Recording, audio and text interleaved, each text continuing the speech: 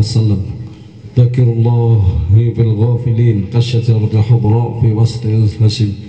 Wa qala an-nabiy sallallahu alaihi wasallam, dzakirullah ta'ala fil ghafilin kal hayy bainal amwat. Qala Allah ta'ala, afaman sharahallahu sadrahu lil Islam fahuwa ala nurin min rabbih fawailul lil qasiyati qulubuhum min dzikrillah ulaika fi dhalalin mubin. Surat Az-Zumar ayat 22. Qala Allah ta'ala, walladzi arsala rasulahu bil huda wa dinil haqq liyudhhirahu 'ala ad-dini kullihi walau karihal musyrikun. As-Saff ayat 9. Qala Allah ta'ala, walladzi ba'atha fil ummiyina rasulan minhum yatlu 'alaihim ayatihi wa yuzakkihim wa yu'allimuhumul kitaba wal hikmata wa in kanu min qablu lafi dhalalin mubin. Surah Al-Jum'ah ayat 2. Qala Allah ta'ala, Rabbana wab'ats fihim rasulan minhum yatlu 'alaihim ayatika wa yu'allimuhumul kitaba wal hikmata wa yuzakkihim innaka antal azizul hakim. Surah Al-Baqarah ayat 129. Qala Allah ta'ala, qul hadhihi sabili ad'u ila Allahi ala basirati ana wa man ittaba'ani. Surah Yusuf ayat 108. Ya, sudah dulu, alhamdulillah. Ditopang dengan hadis-hadis Rasulullah yang semuanya sudah diteliti oleh senior saya Al-Mukarram Al-Ustadz Haji Ali bin Haji Muhammad Singapura, salah seorang pengurus Majelis Ugama Islam Singapura. Dia lebih ahli dalam hadis daripada saya.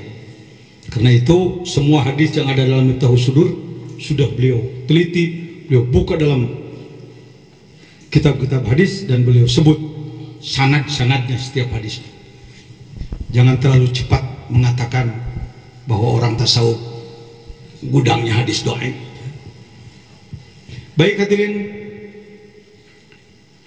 hadis Rasulullah menyatakan ini ada sekian ratus orang yang hadir. Syukur kalau semua kalbunya sedang berzikir kepada Allah.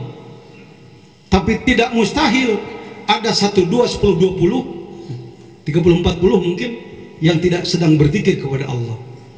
Menurut mata kita sama aja. Sama aja.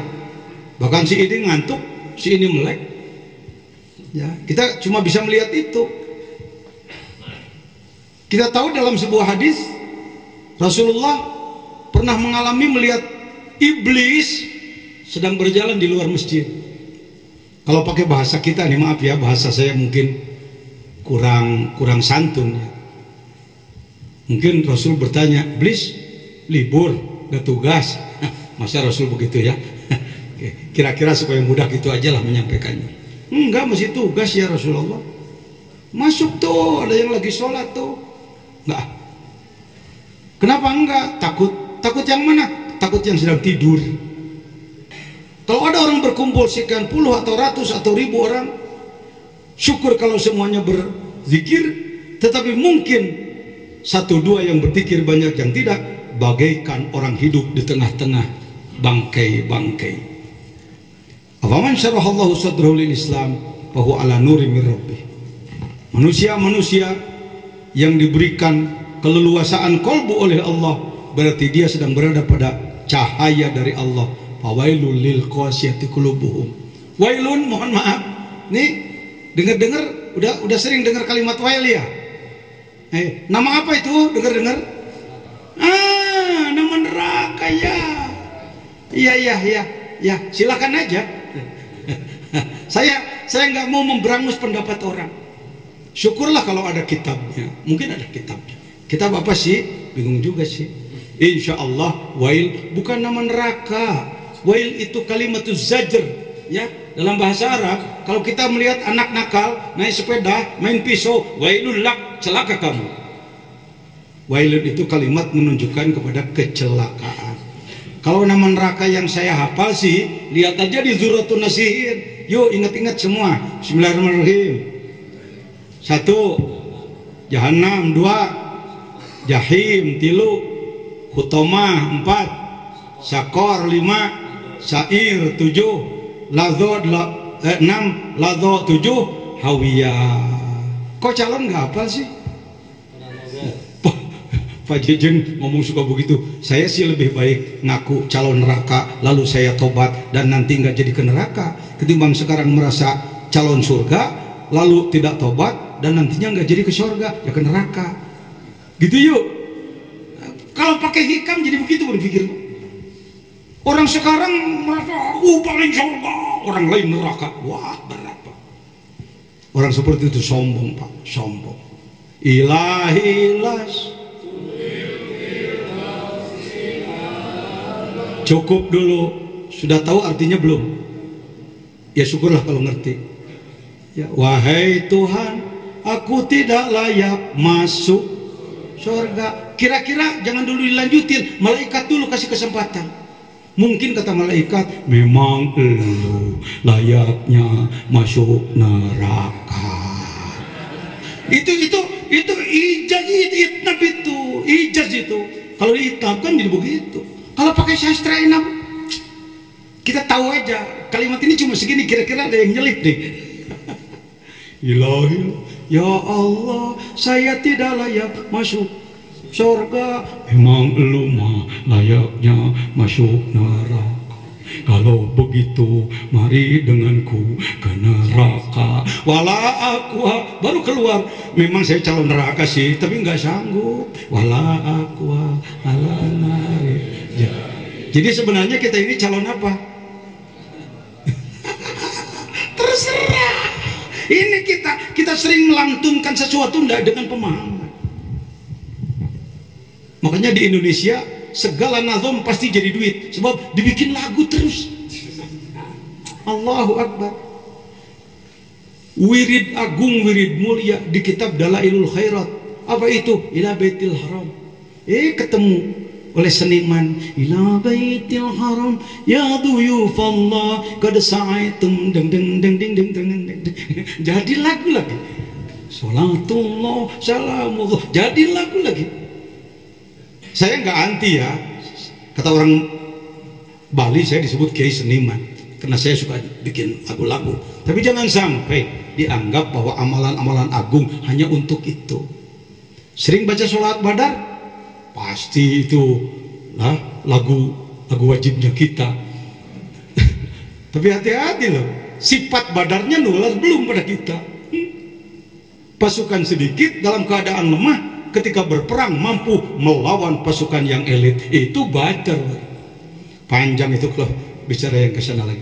Jadi hadirin rahimakumullah, fawailun, maka celakalah orang-orang lil qasiyati qulubuhum, yang hatinya keras karena tidak melakukan zikir kepada Allah, jauh daripada zikir kepada Allah. Ulaika fi dhalalim mubin. Orang-orang yang jauh dari zikrullah adalah orang-orang yang keadaannya tersesat dalam keadaan kesesatan yang nyata. Allah berfirman, wallazi arsala rasulahu bil huda wa dinil haq liyuzhirahu ala dini kullih walau karihal musyrikun.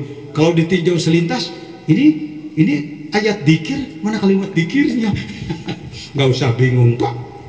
Kita mengenal dalam ilmu mantik yang disebutkan kalimat yang istirak, ya, kalimat yang satu kalimat tapi bermakna luas dan banyak. Ini al-huda. Allah yang mengutus Rasulullah membawa al-huda, yakni dinul Islam, yakni Al-Quran, maaf, wa dinil haq, dan agama yang benar. Untuk apa? Liyuzhirahu ala dini kulli, untuk diizharkan, ya, dinampakkan bahwa Islam di atas agama yang lain, walau karihal musyrikun. Allah berfirman, huwallazi ba'atsa fil ummiyina rasulan minhum yatlu alaihim ayati wa yuzakkihim. Di dalam surah Al-Baqarah, yatlu alaikum ayatina wa yuzakkihim wa yu'allimukumul kitab. Tetapi dalam ayat lain, yatlu dulu baru taklim, baru tazkiyah. Silakan.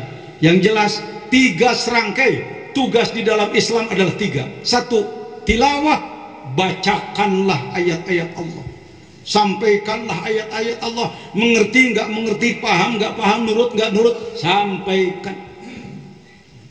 Yang kedua adalah tazkiyah, bersihkan kalbu umat. Kalau dalam Al-Baqarah 151 barulah taklim, memperluas pengetahuan. Indonesia kelihatannya berhasil dalam 2 ya. Kalau dalam tilawah dan taklim sudah hebat, tazkiyah yang lambat, tazkiyah yang lambat, pembersihan kalbu yang lambat, ihsan tadi yang lambat. Tadi sudah kita praktekkan sama-sama. Ketika saya tanya rukun Islam, semua menjawab lancar. Tanya rukun iman, menjawab lancar. Ihsan, maaf, blek. Ya, ihsan. Mari kita masyarakatkan ihsan. Saya setuju menghormati para wali, setuju menghormati para ulama, setuju, saya setuju. Tapi jangan menghormati para wali kita jadi orang putus asa. Jangan jadi orang putus. Kebanyakan masyarakat kita kan tahu walinya juga dari film.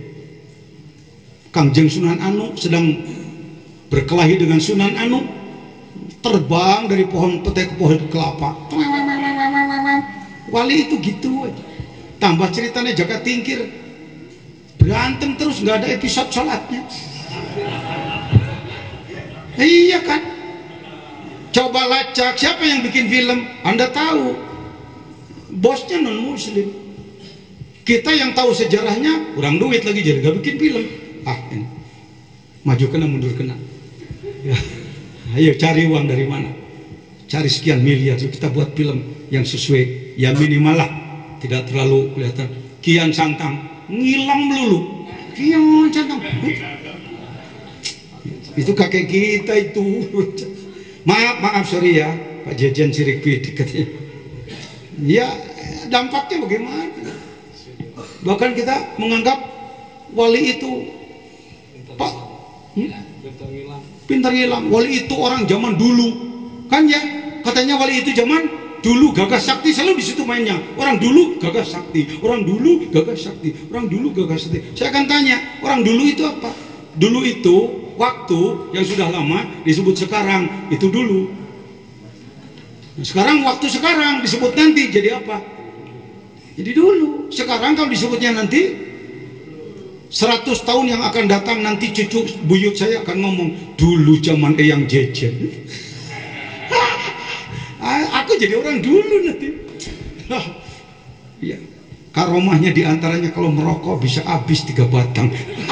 Kan karomah itu umpama ya. Jadi sekarang masih terbuka peluang untuk kewalian. Nah kan nggak jawab lagi. Ini imbas daripada ihsan hilang ini. Sebenarnya rata-rata Pak, saya ngaji, saya ceramah di masjid Sultannya Singapura, Istiqlalnya Singapura. Istiqlalnya Singapura itu masjid Sultan. Disampaikan ini di beberapa masjid di Malaysia sama. Betul, rata-rata sudah putus asa. Oh itu mah dulu Pak, zaman sekarang mah udah nggak musim lagi. Kayak duren musiman. Allah memerintahkan semua orang harus bertakwa sempurna. Ittaqullaha tuqatih. Orang yang bertakwa sempurna waliullah disebutnya. Ala inna auliya Allah la khaufun alaihim wa lahum yazanun alladzina amanu wa kanu yattaqun. Dulu, sekarang dan nanti. Gitu aja. Coba diulang ngomong saya. Yang tadi. Jangan itu aja. Sebenarnya wali itu ialah orang yang bertakwa sempurna. Dulu, sekarang, dan nanti. Maaf, ada yang suka jadi pemulung nggak di mana-mana? Di Pekalongan ada. Itu barang yang diambil apaan sih? Botol bekas ya, plastik bekas. Itu dibuang setelah diambil atau dijual? Setelah dibeli oleh bosnya dia apa? Didaur ulang. Nantinya jadi ember rusak apa jadi ember baru? Aduh, jelaskan apa jangan nih? Jelaskan apa jangan? Yang disebutkan para wali itu begitu, nak. Anda mahasiswi, mahasiswa yang berpikirnya harus jernih, ilmiah, tidak tertutup, terhalang dengan budaya yang merusak, mohon maaf. Yang disebutkan waliullah itu daur ulang. Yang namanya Umar kan sudah disebut tadi. Ayo kalau kita mau banding-bandingkan kebandelan, bandelan Umar dulu, bandelan kita sekarang. Jawab yang jujur. Tidak bermaksud merendahkan Umar. Nah, itu aja jujur. Tapi setelah ia bertaubat menjadi manusia yang paling adil sedunia. Rabi'ah Adawiyah, pernah dengar? Ada yang namanya sama. Makasih. Orang mana dia? Orang Mesir. Ya boleh, Rabi'ah yang ini boleh. Mudah-mudahan sama dengan sana. Pernah datang ke makamnya belum? Belum lagi, duitnya habis. Saya nggak setuju kalau nggak punya duit. Bohong kamu, bohong kamu. Ya. Saya bertanya pada juru kunci. Karena waliyahnya perempuan, maka juru kuncinya juga nenek-nenek. Ayuha syaikhah agullah. Wahai nenek, saya mau bertanya, kam rakaatan dia sholat kulla yaumin wa lailah fi hayatiha. Berapa rakaat beliau sholat di waktu hidupnya? Dia mengatakan sambil jalan, nggak mau melihat saya mungkin karena saya tampangnya tampang pendosa. Dia mengatakan, Masya Allah, Subhanallah, alf rakaat. Dia mengatakan, Rabi'ah Adawiyah di waktu hidupnya adalah mampu 1000 rakaat sholat sunat. Padahal dia di waktu mudanya adalah play girl. Dari kampung datang ke kota mencari kerja, ternyata ketemu mucikari. Akhirnya pindah tangan lah. Udahlah, nggak usah dipanjangin juga tahu yang namanya pindah tangan. Dari hidung inu ke hidung ini, ya. Dari hidung belang ke hidung belang. Tapi akhirnya bertemu mursyid, bertemu guru. Alhamdulillah ia berubah menjadi waliyah yang sangat masyhur. Mahmud Al-Fatih, Turki, Istanbul. Leluhur beliau belum pernah ada yang mampu menjebol Konstantinopel. Kalau urusan perang sama saja mampu, pasukan sama hebat. Sebenarnya dia sendiri pun hampir kalah, dan ia sendiri pun sudah putus asa.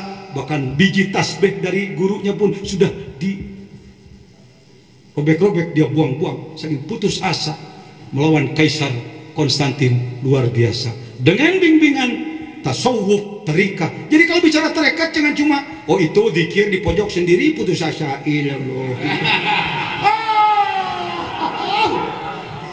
Itulah tasawuf jadi kampungan.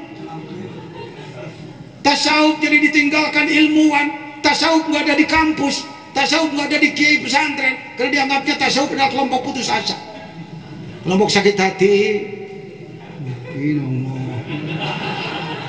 Tawal. Kita buka lagi nak, kita buka lagi nak. Tasawuf adalah cerdas, tasawuf adalah sejahtera, tasawuf adalah maju. Ada Turki sedikit. Ya, ayo, sudah di setel belum film Mahmud Al-Fatihnya? Udah ya. Ini udahnya selalu Jackie Chan sih yang kemenangan dia karena tasawuf, karena tarikat, karena zikir. Kita tahu Salahuddin Ayyubi, siapa yang mampu merebut setelah Sayyidina Umar merebut Baitul Maqdis. Yang mampu merebut Baitul Maqdis adalah Salahuddin Ayyubi. Keluarga beliau adalah orang-orang Qadiriyah, ahli zikir bertarikat. Jadi kalau ngomong tasawuf jangan karomat aja yang diomongin. Nanti ujung-ujungnya karomat gak pakai syariat jadi klinik nanti. Saya tahu. Indonesia ini banyak kan tukang gitu aja sih.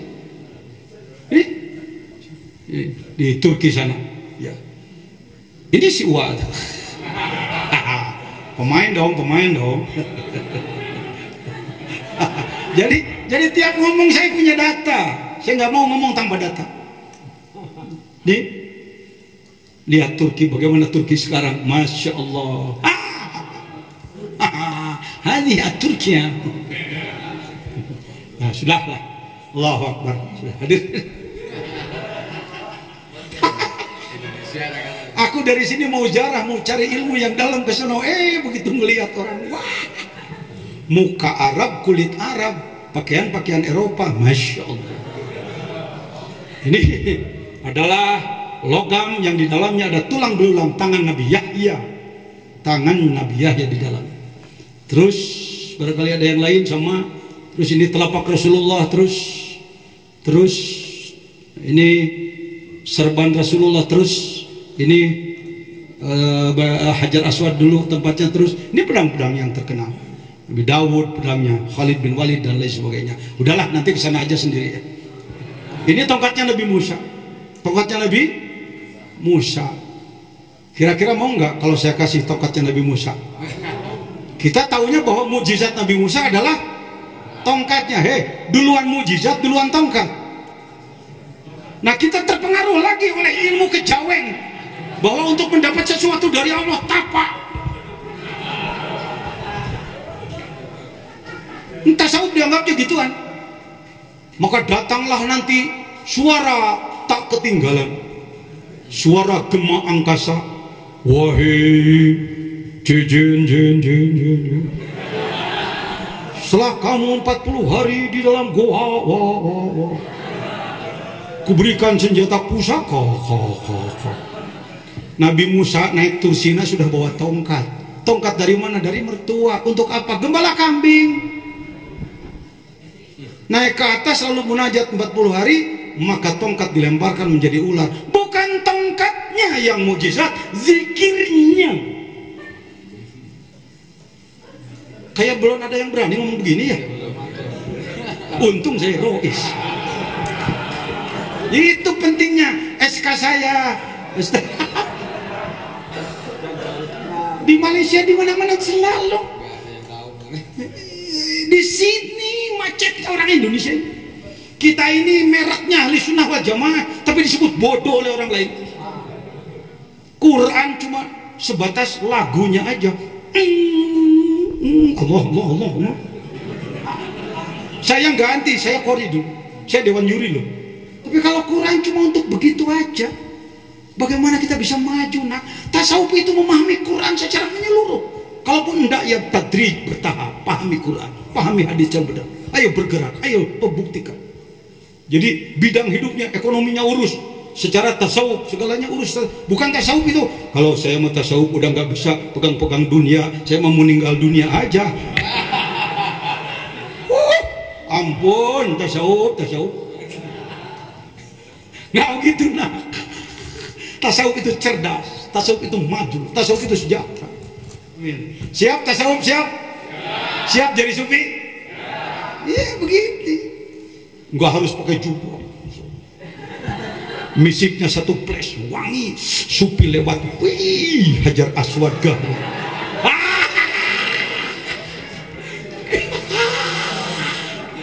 Udah borak-bari ini tasawuf nih. Pinter Pak Arif nih ngedatangin orangnya. Padahal banyak teman saya yang lebih pinter Pak. Ya, begitu katanya. Jadi tadi apa itu? Botol-botol yang sudah rusak itu didaur ulang jadi apa? Ember baru apa jadi ember rusak? Saudara-saudaraku, itulah yang disebutkan tasawuf. Bukan memponis surga neraka.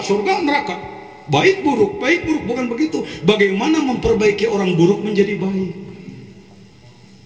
Bukan memponis, tapi mengolah. Bagaimana mendaur ulang orang yang calon neraka jadi calon surga? Bagaimana mendaur ulang sampah-sampah yang jijik menjadi sesuatu yang bernilai? Itu tasawuf sebenarnya. Amin. Tuh lihat ini contoh daur ulang kan begini aja. Jadi para mursyid itu ibarat pemulung. Dipulung si ini si ini yang tukang anu-anu, ini tukang anu-anu, diolah terus dengan zikir berubah. Alhamdulillah. Tuh, jadi yang bagus itu. Ini ibarat para wali Allah ini. Dari daur ulang. Paham? Masih terbuka peluang? Sudah ketemu ilmunya? Sudah kan tadi udah saya kasih zikir tarekat. Waduh hebat kamu ini. Ya nggak apa-apa, nggak apa-apa. Ini. Ya itulah ilmunya. Tinggal nanti mengamalkannya dengan cara yang baik. Amin. Baik, saya lanjutkan. Sudah habis belum? Walladzi ba'atsa fil ummiyina, itu bukan? Fawailul qaul bi dzikrillah. Walladzi arsala rasulahu, sudah? Walladzi ba'atsa fil ummiyina rasulan minhum yatlu 'alaihim ayatihi wa yuzakkihim, sudah? Rabbana wab'ats fihim rasulan minhum yatlu 'alaihim ayatika wa yu'allimuhumul kitab wal hikmah wa yuzakkihim. Selalu ke situ. Selalu wa yuzakkihim. Ulama Indonesia, cendekiawan Indonesia kadang-kadang sudah merasa menjadi warasatul anbiya. Padahal ia baru bermain di dua, tilawah dan ta'lim. Belum masuk kepada wilayah tazkiyah. Kalau orang sudah tahu urusan tazkiyah, ia akan mencari gurunya. Di mana gurunya? Bukan maaf, jadi orang kampus, jadi dewan juri. Ah, itu aliran. Akhirnya naik di buku, jadilah skripsi S2, jadilah tesis S3, jadilah disertasi. Bobotnya hanya sebatas meneliti, memponis-ponis orang, tapi memperbaiki umat. Amin ya rabbal alamin. Lanjut.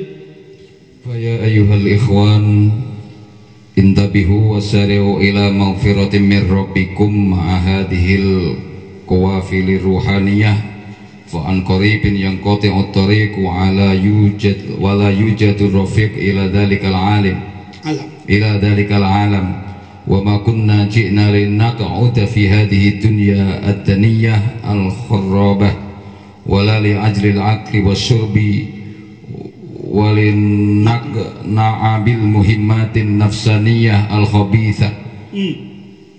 Terus فنبيكم منتظر معلوم لأجلكم قال النبي صلى الله عليه وسلم غمي لأجل أمتي الذين في آخر الزمان. Dah cukup dulu. Wahai saudara-saudaraku, kata Syekh Abdul Qadir Jailani, dan dilanjutkan disambungkan oleh pengarsa Abah Guru Agung. Wahai saudaraku, intabihu, sadarlah. Eling-eling mangka eling. Ya, sadarlah semua, bangkitlah semua. Wasari'u, dan bergegaslah ila maghfiratin min rabbikum, mengejar ampunan Allah. Ma'ahadihil qawafilir ruhaniyah, tuh kan, bersama barisan rohani ini, bersama orang-orang yang memiliki kunci-kunci kerohanian ini. Pa'an qoribin yanqati'ut thariq. Ini 900 tahun yang lalu diucapkan. Sebentar lagi jalan ini akan putus. Kita sekarang sebenarnya sedang merasakan itu. Di zaman dulu di Irak sana, di satu negara bisa punya ribuan wali-wali Allah. Sekarang di Indonesia punya berapa wali? Kalau kata Mbah Hasyim Muzadi baru wali-wali daya. Kata Mbah Hasyim Muzadi. Ada aja kalau mau balik ngomongnya, ya. Yang qati'ut thariq, memang benar. Saya kurang lebih berkhidmat di pesantren dulu sekitar 15 tahun di pondok. Tidak pernah ada yang memperkenalkan tentang zikir seperti ini, tidak pernah. Bahkan selalu ada yang mengatakan, kiai dengan tidak merendahkan, beliau mengatakan, awas, hati-hati, jangan dekat-dekat Suryalaya. Kenapa? Nah, Suryalaya itu sesat. Suryalaya itu maqtu'us silsilah, terputus silsilah pada Rasulullah. Kalau kita tanya, Pak Kiai sudah ke sana apa belum? Belum. Kok berani memutus seperti itu? Katanya. Alhamdulillah, saya walaupun dulu banyak dihalangi oleh orang, saya tetap mencari. Apa sih Pajajian yang memotivasi Pajajian terus mencari guru? Walaupun banyak orang yang melarang. Ini kalbu saya sulit ikhlas. Kalbu saya sulit ikhlas. Kemana mencari guru ikhlas? Itulah mendorong saya berangkat ke Banten, Jawa Tengah, Jawa Timur, Madura, dan lain-lain bolak-balik. Alhamdulillah tahun 90 baru saya ketemu dengan Guru Agung Pangasaba, ketemu Miftahus Sudur ini. Yang qati'ut thariq wala yujadu rafiq.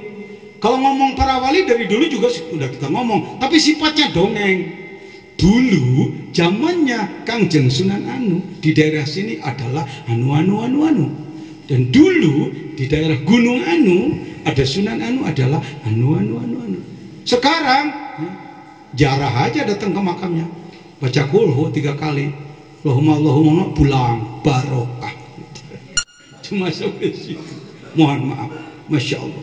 Wa ma kunna jinna linaquda fi hadhihi dunya ad-daniyah kharaba. Kita datang ke bumi ini bukan untuk hanya duduk-duduk di dunia yang akan roboh ini, dan tidak hanya untuk makan minum dan mengikuti hawa nafsu yang tercela. Ingatlah, nabimu selalu menunggu, bingung memikirkanmu.